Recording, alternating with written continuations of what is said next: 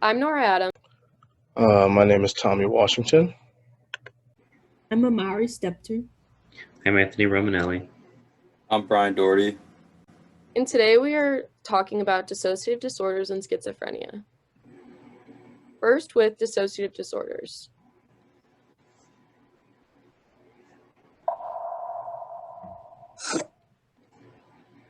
Maybe you've had the experience of driving on autopilot. One minute you get in your car, and the next minute you've arrived at your destination, but you can't actually remember the details of the drive. This is an example of normal, everyday dissociation, a term that describes a mental state of disconnection from what's going on around you. Normally, this daydreamy state doesn't last very long, and most people can snap out of it if something or someone requires their attention. But for some people, dissociation is more pervasive and can't be tuned out of so easily. In fact, the feeling of disconnection may become so intense and happen so often that it stops a person from functioning in their daily life. And when this is the case, we say that the person has a dissociative disorder. Sign up for. So again, what are dissociative disorders? Basically, this is disruptions of identity, memory, or location, and it is the splitting off of parts of memory from the conscious experience. Often they are due to extreme stress or childhood trauma, and thus researchers believe that those who are prone to dissociative disorders are also prone to PTSD. In our pop culture, dissociative disorders are often viewed as a fake disorder or just an excuse to commit a crime. In addition, it is also frequently confused with schizophrenia. One example of dissociative disorders is dissociative amnesia. This is when a person forgets what happened for an extended period of time, and it also takes form of other dissociation symptoms like depersonalization. In this case, you may lose memory of personal facts such as your name or past actions, or you might lose memory of your identity as a whole or where you live. And in addition, dissociative amnesia cannot be accounted for by just ordinary forgetfulness or drugs and alcohol. One example of a case is Dorothy Jodrey, where she attempted to murder her abusive husband by shooting him 6 times. And during the instance, she was extremely calm during the shooting, but immediately following, she had extreme panic and had no recollection of even shooting him. In the end of the case, she actually was found not guilty due to dissociation. Another dissociative disorder is dissociative fugue, wherein a person forgets who they are. It is the rarest dissociative disorder and was recently subclassed as a subtype of dissociative amnesia. It is the loss of identity and sometimes the creation of a new one. The fugue state often ends suddenly with confusion of how one ended up in their current surroundings. A notable example is that of Jeff Ingram, who developed retrograde amnesia on a flight to Denver and forgot who he was, and after 2 months of asking around for people, eventually reconnected with his fiancée, who he did not remember or recognize, but ended up falling in love with and marrying all over again. Depersonalization and derealization disorder. Depersonalization and derealization disorder is feeling as though you can see yourself from the outside or a third-person point of view, or the sense that you or your surroundings aren't real. It is only considered depersonalization or derealization disorder when these feelings consistently occur or never completely go away, and it also affects your ability to function. Depersonalization and derealization are very similar disorders, except for they differ whenever it comes to their symptoms. Some of the symptoms for depersonalization include feeling like a robot or not in control of your body, feeling like your body is distorted, feeling emotionally and physically numb to senses or responses. Some of the symptoms for derealization include feeling alienated from your surroundings, feeling emotionally disconnected from loved ones, and feeling like time is distorted. Continued. This usually begins to occur around adolescence, but can sometimes be undetected in pre-adolescence. Some people believe that depersonalization and derealization is a symptom of other psychological states, such as anxiety or major depression, things like that.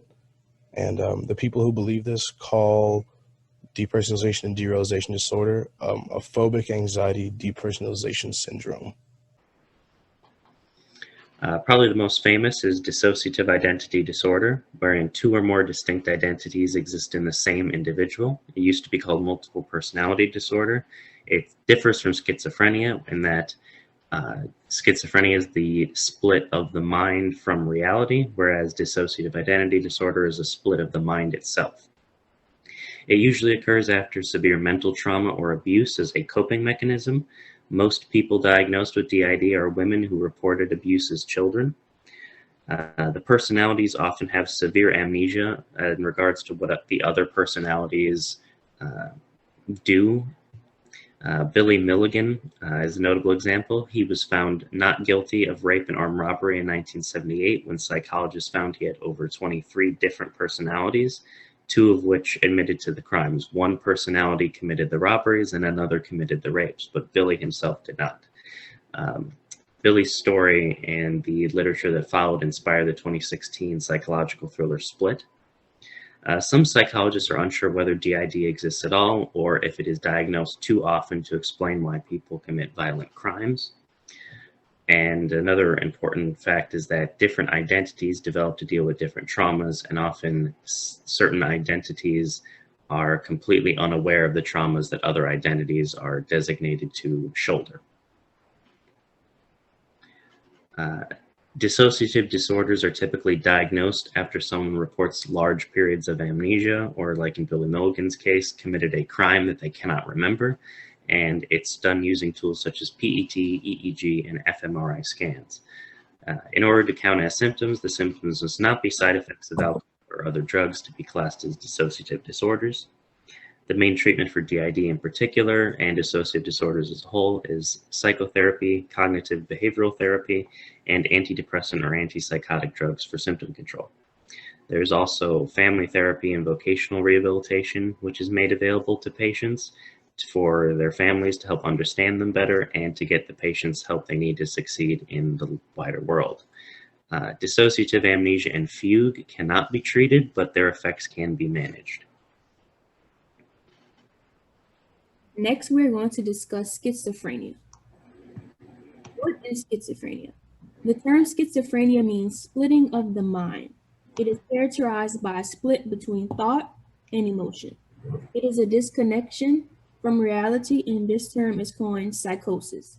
Schizophrenia involves alterations in thought, perceptions, or consciousness.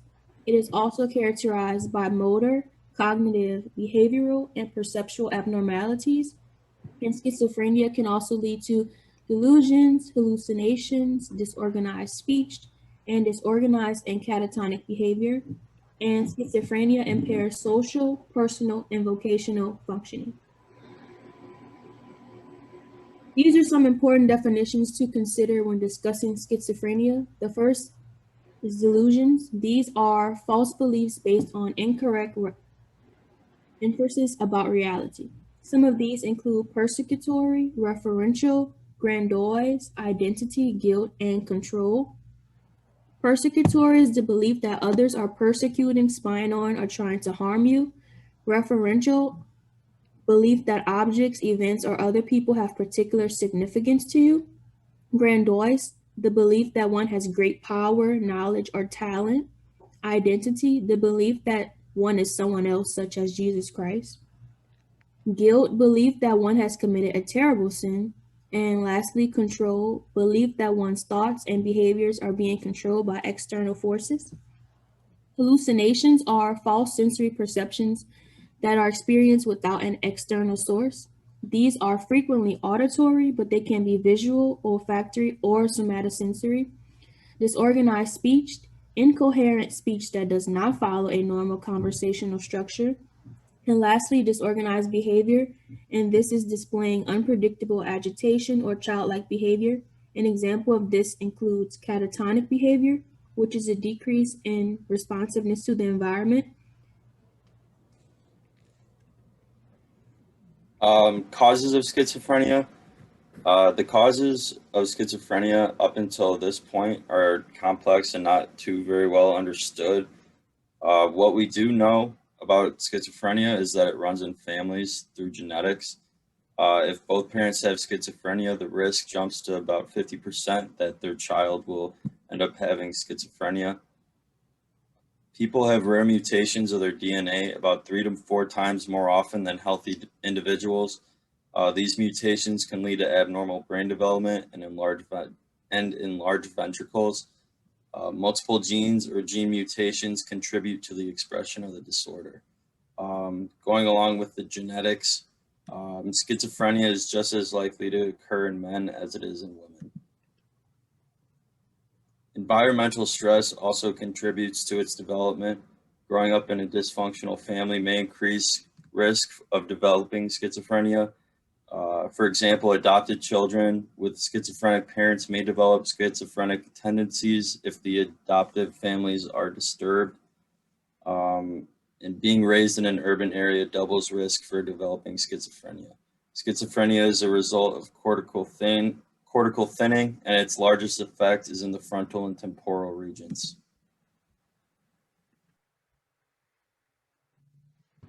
The diagnostic criteria for schizophrenia is 2 or more of the schizophrenia symptoms, which are, of course, are delusions, hallucinations, disorganized speech, disorganized behavior, and negative symptoms, such as diminished emotional response or lack of motivation. In order to count for a significant portion of time since the onset of the disturbance, the level of functioning in one or more major areas such as work, interpersonal relationships, and self-care must be markedly below healthy levels. Continuous signs of the disturbance have to persist for at least 6 months, and the 6-month period must include 1 month of symptoms that meet the criteria. It may include periods where the symptoms are less extreme, and other disorders and conditions have to be ruled out. So once again, drugs and alcohol must not be present in order for a schizophrenia diagnosis. Here is an example of someone living with schizophrenia. In the beginning, I try to rationalize the symptoms of having schizophrenia, like hearing the voices. I would think that they're coming from my cell phone or the people around me. Sometimes I heard one voice, other times I heard multiple voices. They told me I was dishonored to my family.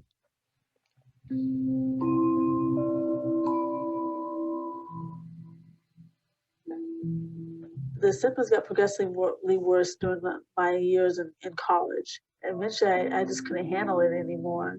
I lost interest in school. I couldn't focus on my classwork or my assignments, and I dropped out of school.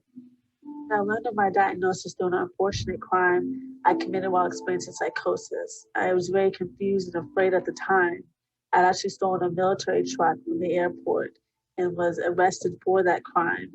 While in jail, I stopped eating, drinking, speaking, living. The symptoms got progressively worse, and they didn't know what was wrong with me at first. Initially, I did not know that I had schizophrenia, so I refused to take the medication. I was in denial. I didn't have any insight. While I was in jail and I wasn't cooperating with my attorney, they had me take a competency test, which I failed. So later on, I got committed to a state hospital where they diagnosed me. I'm able to talk about it now because it's in the past, and I know that I've survived it, and I'm coping with it and continuously working on my recovery. And I talk about it a lot just to share my story with other people so that they know they can recover as well. Society views schizophrenia as a person having split personality or a person who is extremely violent or dangerous. Those stereotypes really bother me because I don't look at myself as a violent person. I don't have a split personality.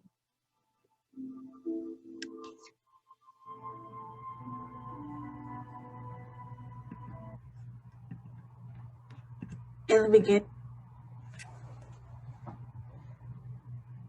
When it comes to treatment for schizophrenia, schizophrenia requires lifelong treatment and management, and it cannot be cured.